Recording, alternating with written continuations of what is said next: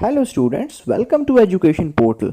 In this video, we will discuss the important questions of blood physiology. So, if you are preparing the chapter of blood physiology, you should remember these questions very well because these are very important questions and these questions have been taken from various examinations of numerous well-known universities.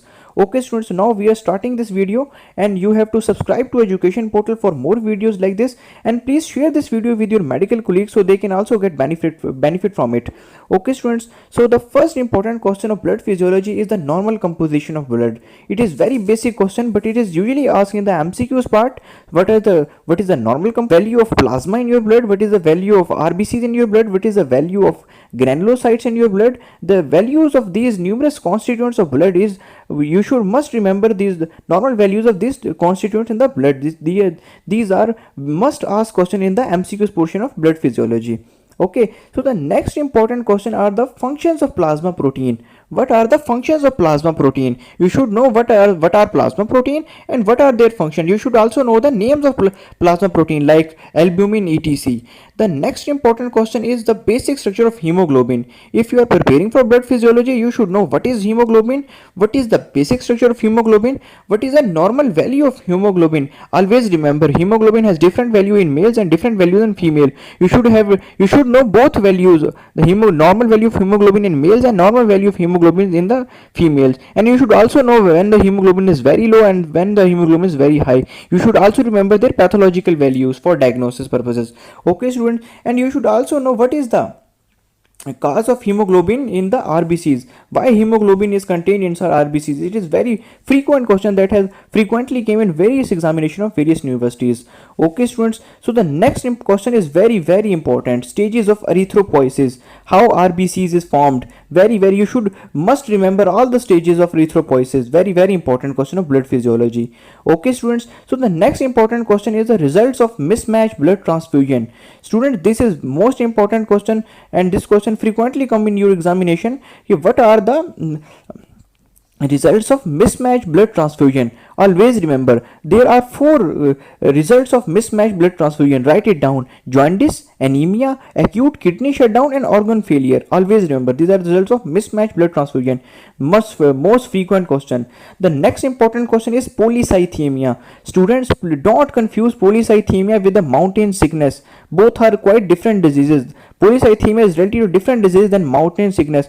Most of the students confuse the polycythemia with the mountain sickness when it is given in exam in a clinical form. So please don't confuse it. You should remember polycythemia with your best efforts. The next important question is anemia. What is anemia? Its basic definition. What is the cause of anemia? It is also very important question. And what are the types of anemias? Very important question. You must remember all type of anemia. The most important types of anemias are blood loss anemia, iron loss anemia, and the spherocytosis, where the RBCs become spherical in shape. Very important types of anemias. So students, the next question is, what is jaundice? What is jaundice? The basic definition of jaundice, students. What is the cause of jaundice, students? What is kernicterus, and what is the difference between the kernicterus and jaundice? These are the most important question. And the next important question is, what are the three types of jaundice? You should always remember there are three types of jaundice: prehepatic, hepatic, and posthepatic jaundice.